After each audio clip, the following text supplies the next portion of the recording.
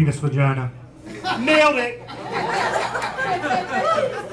got more time. I got any more time? I got more time. Randy, I was kind of hoping for a better intro. I really was. I really was looking for that. That's kind of something like this. Yeah, I don't know what he's drinking. You may know him from that joke he just told. You know he had a sex tryst with Tara Reid, voted most likely in his high school to get somebody's mom pregnant. Has a very distinguished graying beard. Ladies and gentlemen, Jeff Farthing. I'll be here all week. Don't worry about it, guys. Everything's full of, I'm full of shit, so that was all just stupid shit I said, but except for the graying beard thing, right? I look very distinguished with this graying beard. I know this for a fact because I've recently touch agreed my pubes, and I gotta be honest with you, my dong is absolutely distinguished. Looks like a little baby vice president. How you doing, little guy? How you doing, buddy? When I walk in a room and I disrobe, women are like, oh my God, is that George Clooney? I'm like, absolutely, absolutely. Did you see the commercial for this? Just for men pubes. Make your dong distinguished. Stand out in an orgy. As you can tell, I'm completely obsessed with my unit. Most men are, I think, especially me. I talk to her like a baby every night. How you doing, big guy?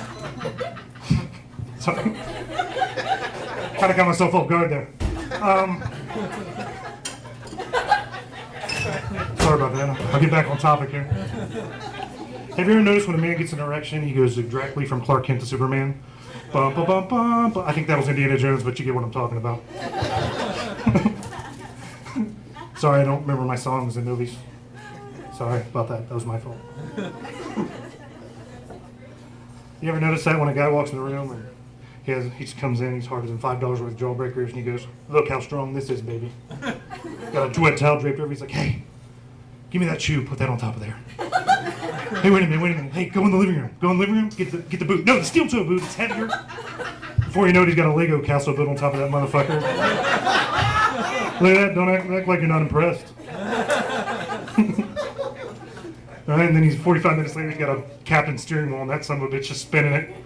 Settle down there. I'm steering the ship.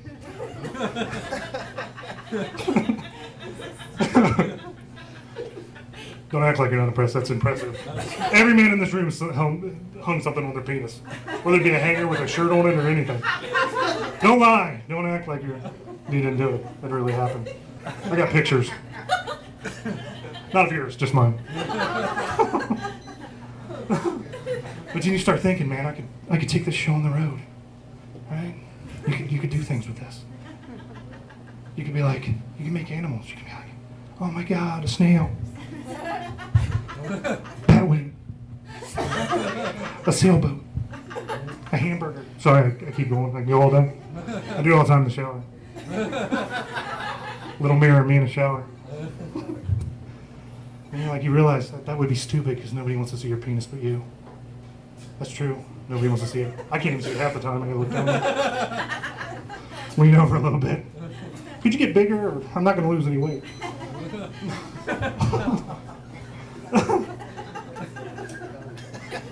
I don't know, some people collect stamps. I make blue nails with my penis. I mean, that's just what happens.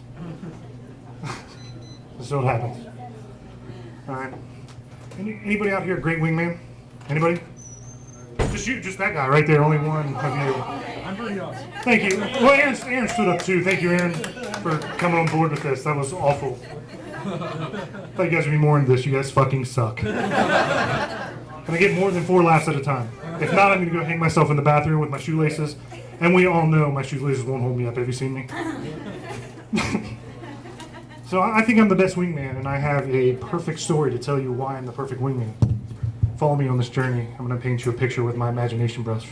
Imagination. Think about it. Canvas. Me, you. We're going on a trip.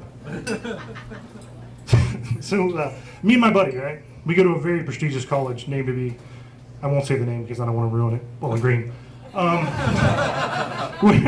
Where women outnumber guys 5-1. Literally 3-1. Am I exaggerating? Yes. All right, any guy knows that that's a scenario that's best. It's like being in a strip club with a handful of hundreds. So we get to this magical time where we're drunk. You know, we're just drunk. But we're not too drunk where we're a jackass. We're like, can I say debonair? Can you be debonair and drunk at the same time? And we get drunk and we're like, hey, we're gonna go to this after hours party. Right? We're gonna go to this after hours party. It's gonna be amazing. So we come in and I'm like, I walk in this club and they're playing my song. I'm like, holy fucking shit, they're playing my song. Oh, if you guys, yeah, there you go. Thank you for guessing that. You can tell everybody else because nobody else guessed it. Thank you. So, if you know anything about me, I dance to 3 songs. 3 fucking songs. The Chicken Dance, the Hokey Pokey, and Bobby Brown's My Prerogative. You know what I'm talking about? You know what I'm talking about? All these people talking all this stuff about me. I've been called the songbird of my generation, so don't worry about that. I'm good. So I come in the club, you know, and hey, fuck Britney Spears for covering that. Bobby Brown needs that for cocaine. He's got a lot of problems. I love you, Bobby. You know Johnny Gill. Sorry about that. So we walk up and meet these 3 girls, right? 3 to 1. Well, 3 to 2. I'm not a mathematician, so don't call me on my bullshit. So we walk in this club and there's 3 girls to 2. I'm thinking, pretty good odds, right? Pretty good odds. So I walk up to these 2 girls and I'm like, hey, how you guys doing? Let me buy you a drink. So we start dancing with them. And I'm dancing and I can only do one move. It's a leg up thing, you know. It's like I'm trying to hump your butt, but just don't pay attention to me. So I'm standing there and I'm humping and I look at my buddy and he's got 1 2 for 1. I'm bigger. I do all the heavy lifting. I'm a better wingman than you, so shut the fuck up. This is my story. I'll tell it how I want. It could have been the other way, but this is my fucking story. So I'm standing there and I'm dancing with these girls and I'm thinking to myself, I could be riding the tricycle right now. For those of you guys who don't know who the tricycle is, there's 2 different kinds, by the way, 2. Not only one, there's 2. The first tricycle is 2 ladies and 1 guy. That's the good tricycle. But the second tricycle is the devil's tricycle. That's 2 clubs, 1 putting green. And that's awkward because you could touch clubs, and then that's an awkward conversation in the morning. Like, did we touch? Yes, we did. Somebody call somebody. We're gonna need a doctor. I think I got something. So I'm dancing and I'm going, you know what? I'm sitting there, I'm like, I'm nervous, I'm not nervous, I'm nervous, I'm not nervous. Is this really gonna happen? Am I really gonna ride the tricycle the first time in my life? I'm 37. At a college party. That's not true. So I'm sitting there, is this really gonna happen? This is really gonna happen, I promise, it's really gonna happen. And then you see your buddy over there, and he went from that magical part of drunk where I'm like, everything's okay, to I'm groping you, and now it's awkward. And you see him just shaking it. And everybody's seen a 1990s or 80s movie, right? Where the music stops, the record stops, everybody stares at the dude. And all you can do is be like, no, you're fucking this up for me, you're the worst wingman. And it's all in slow motion. So you look at him and all of a sudden you know it's happening. You can't stop it. The music dies in a dip and he goes, if your pussy's so fucking good, why don't you eat it? Very loudly. Now, you can do 2 things at this point, being an excellent wingman. And that I am. I'm going to tell you this is about me being an excellent wingman. So you can stay with your buddy and be like, let's go to another fucking bar. Fuck these hoes. I've never said hoes before, that's my first time. We're gonna go to another bar. And we're gonna try our luck elsewhere. Or you can distance yourself from your buddy and just go at it by yourself. So what I did is I punched him right in the goddamn stomach and I said, you never talk to women that way. Ladies, we don't talk anymore, it's weird now. It was my dad. That's what he gets for trying to hook up with somebody that's 40 years younger than him. I blame him. So I've recently found out that I'm no good in fictional monster attacks. I did research. Science. Tried out. It's in the library. So, just take this for instance. I'll give you an example. Say me and my girlfriend are getting attacked by a wolfman. I'm going to trip my girlfriend and I'm going to run away. But I'm not a total jackass because I'm going to turn around and say, I'm totally sorry! I love you! I'll see you in heaven! Maybe. I might need to get another girlfriend, and then it would be awkward in heaven. It'd be totally awkward. We'll just meet at the gates, see if we can both get in, and we'll just talk about it there. Right, it's my personal heaven. So I tell you the story because I just want you to realize that I'm not a sociopath. I'm truly not a sociopath. Absolutely 100% not a sociopath. I've been clinically exonerated by 17 doctors in 17 countries that I've never been to. It's mostly online. I did WebMD. It's in a book. So I'm going to tell the story, and Randy wants me to tell the story because he thinks it's hilarious. I do. I don't think it's that hilarious because it's actually true, and it's going to suck for everybody else. So, has anybody ever been to Put-in-Bay? You ever been there? Anybody? Yeah. Thank you. My friends finally chimed in, you fucking jerk-offs. You gotta sit over there by yourselves in the goddamn corner. I need some goddamn support over here. So, me and a couple of my buddies get together and we're like, let's go to Put-in-Bay for some R&R. Because R&R is what you need when you're 22 years old. Not when you're 40, because that's ridiculous. You don't know how to do it then. So, as I'm approaching 40 and saying this. So I go to proceed my buddy, we're like, let's find the creepy or the weirdest way we can hook up with a girl. The weirdest way, without a doubt that you can hook up with a girl. So my one buddy's like, I'll pretend I'm deaf. I'm like, that doesn't make any sense. You can't talk to him. You can't talk to him at all. He's like, well, I'll pretend I'll have a cochlear implant. I'm like, that makes even less sense because now you can talk to him, so you're really not deaf anymore. I'm poking holes in your thing here. That's stupid. All right? My next buddy's like, I'm going to pretend I'm an amputee. I'm like, how the fuck is that going to work? I'm pretty sure when you guys go to have sex, she's going to figure out you're not a goddamn amputee. I want to be a goddamn cowboy astronaut. Grow up, Peter Pan. Grow the fuck up. So I decide that I'm going to do an Irish accent, and I absolutely cannot do an Irish accent, and my research on Ireland's even worse. Like, what do you know about Ireland? U2 and Dublin. They drink a lot. I could have went on Wikipedia, but back in those days, we had rotary dial cell phones that you couldn't talk on. My cell phone, when I picked it up, you had to go... You could only play Snake on that son of a bitch. No Angry Birds, guys. We're talking Stone Ages. So I was pretty to talk like this all the time. Kind of big stuff. Fuck this shit, man. And this girl buys it. God bless her. I sounded like a goddamn hideous mess. So I'm standing there and we're meeting each other and everything's beautiful. You know, the type of love that you can only find at Put-in-Bay at 3 o'clock in the morning. Right? The only type of love you can find there.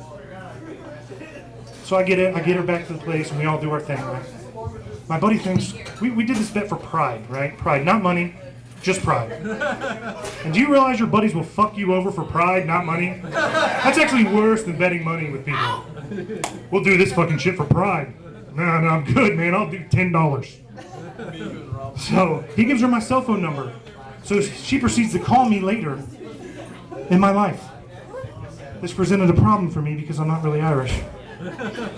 And I was hoping she would understand that, but what I did anyways is I just started talking in the goddamn Irish accent again. She's like, hey, why don't you come to Chicago? I'll pay for it. So I did this whole goddamn Irish accent in Chicago for 3 days in front of her friends and family. I'm a goddamn sociopath. The worst part about this is I did it twice. I went up again. I'm amazing. Method actor, Jeff Farthing. You have just met him right here. And I tell you this story so I can just tell this story I have here. That I treat my penis like a sailor. Yeah, it didn't lead in, did it? Thanks for calling me out on that. That was stupid. I treat my penis like an old sailor. Any port in a storm. How this system works is, it's late at the bar. You pull your periscope up and you look. You look out there and you find a port. You may be staying at Chubby Breeze Cove or Wonky Eye Sea Shanty. But any port in a storm, it's not for everybody. It's not for everybody. But I suggest you ladies do it. Because you never know what's going to happen. You could end up with a guy that does blue nails with his penis and looks very distinguished. Thank you. I'm not done. Shut your holes. I got one more joke here, and I'm going to tell it. One more joke here, and I'm going to tell it. So, I recently went to Mexico, and I found out that custom agents are don't have a sense of humor whatsoever. So you walk into the customs area and you put your passport on the table and you go, "What are you here for, business or pleasure?" "Hopefully both," is what I say to him. He looks me right in the eyes and I look him right in the eyes and I say, "But there's nothing in my ass." I will tell you this about security agents. They are quick as bunnies when you say things like, "I have a gun," or "There's nothing in my ass." So an hour and 45 minutes later, in one cavity search, the guy looks at me and he says, "All we found was a bunch of car keys." "Good, I've been looking for them." "I'm glad you found them. But you didn't find the hamster in the wheel. So let's get back in this room and do this."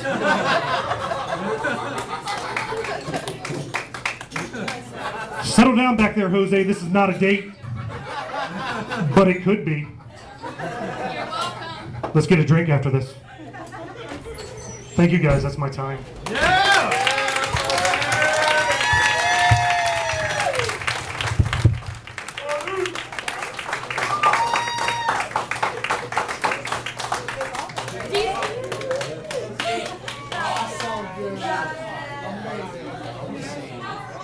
God's word is food for your spirit. And when you think about God's word and learn something from it, that is the same as drinking milk. You know what happens when you drink a lot of milk? It helps your bones to get strong and it helps your teeth to be strong. That's why it's good for you to drink milk. It makes you stronger. You know what? When you were a baby, you drank lots of this stuff. Your mom and dad poured it down you all the time. You used to wake up in the middle of the night screaming, "Wah, wah!" And this is what you were crying for right here. And so mom came in and she fed you that milk, and after you got a tummy full, you quit crying for a while, for a few hours that is, until you wanted some more. Somebody always had to feed you the milk.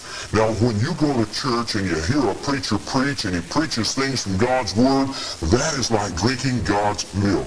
And that's important. But now that you're a little bit older, Mama doesn't have to feed you. She doesn't wake up in the middle of the night and hear you crying and say, "Come on, let's go eat some cereal." No, Mom lets you eat for yourself at the dinner table. And that's like eating meat. And the Bible tells us we're to eat meat as well as drink milk. Well, the way that you eat meat and the way you eat God's meat is to study His Word. So, make your spirit strong.